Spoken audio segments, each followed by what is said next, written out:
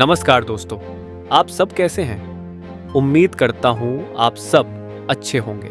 आजकल लोग इंडिया छोड़कर बाहर देशों में सेटल होना चाहते हैं। इसके पीछे काफी कारण हैं, जैसे बेरोजगारी, महंगाई, निम्न जीवन स्तर और भी बहुत कारण हैं। पहले तो लोगों में क्रेज होता था कनाडा या अमेरिका जाने का, पर पीछे कुछ सालों में इसमें गिरावट देखने को मिली है।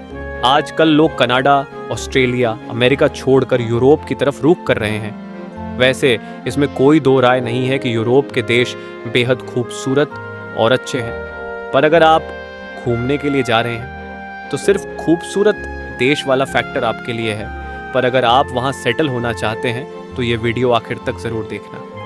तो चलिए शुरू करते हैं आज का वीडियो। आज हम इस वीडियो में बात करेंगे यूरोप के मशहूर देशों के टैक्स के बारे में। आपकी महीने की कमाई में से टैक्स कितना चला जाएगा, कौन से देश में टैक्स कम और ज्यादा है, आप कहां ज्यादा सेविंग कर सकते हैं और किस देश में आपके पास सैलरी में टैक्स कटौती होने के बाद बहुत कम पैसा बचेगा। आपको सभी सवालों का जवाब इसी वीडियो में मिलेगा, तो हमारे चैनल को लाइक सब्सक्राइब जरूर करें। तो दोस्तों, मान लेते हैं कि आप महीने के 3000 यूरो कमाते हैं। हम शुरू करते हैं डेनमार्क से। यहाँ अगर आप 3000 यूरो कमाते हैं तो उसके लिए आपको 1400 यूरो टैक्स देना होगा। मतलब 3000 की सैलरी तो आप कमा रहे हैं, पर आपको इन हैंड सैलरी जो मिलेगी वो सिर्फ 1600 यूरो होगी। दूसरे नंबर पर जो देश है वो है ऑस्ट्रिया। यहाँ आपको 3000 यूरो की सैलरी मिलेगी और 1200 यूरो टैक्स देना होगा, जिसके बाद आपको 1800 यूरो की फाइनल सैलरी मिलेगी। फिर बात करते हैं पुर्तगाल की। यहाँ भी कोई कम टैक्स नहीं कटता। ये देश भी करीब करीब ऑस्ट्रिया की तरह है। मतलब ये है, पुर्तगाल में अगर आप 3000 यूरो कमा रहे हैं तो उसमें से आपको 1188 यूरो वहां की सरकार को टैक्स देना होगा। तो समझ लीजिए 3000 रुपए में से 1188 यूरो आपने टैक्स भर दिया और उसके बाद आपके हाथ में सैलरी आएगी 1812 यूरो के करीब।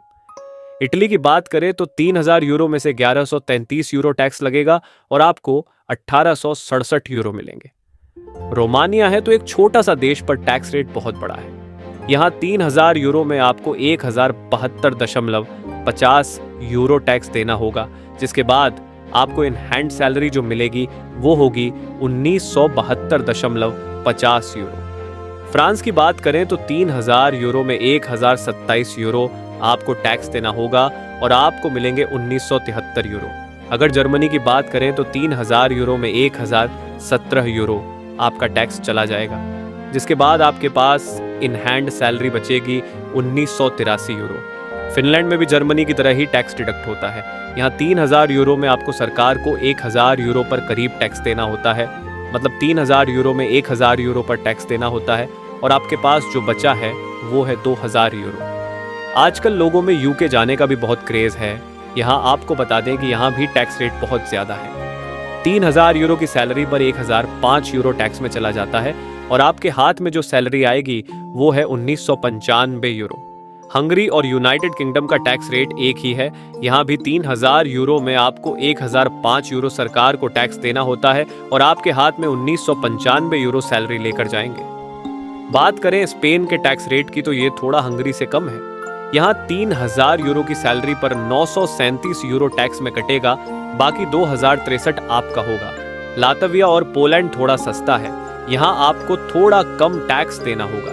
लातविया में 3000 यूरो पर आपको 955 यूरो टैक्स देना होगा और इन हैंड सैलरी आपके पास आएगी वो होगी 2045 यूरो। पोलैंड में टैक्स रेट थोड़ा और कम है। यहाँ 3000 यूरो में आपको 2167 इन हैंड सैलरी मिलेगी। मतलब 833 यूरो टैक्स कटेगा। यूरोप में जहां सबसे कम टैक्स रेट है उनमें से एक देश है एस्टोनिया। यहां आपको सिर्फ 648 यूरो टैक्स देना होगा और बाकी के 2352 यूरो आपके होंगे। आखिर में आता है जॉर्जिया। यहां टैक्स रेट बहुत कम है। यहां 3000 यूरो में आपको सिर्फ 600 यूरो टैक्स देना होगा और बाकी के 2400 यूरो आपको इन हैंड सैलरी मिलेगी।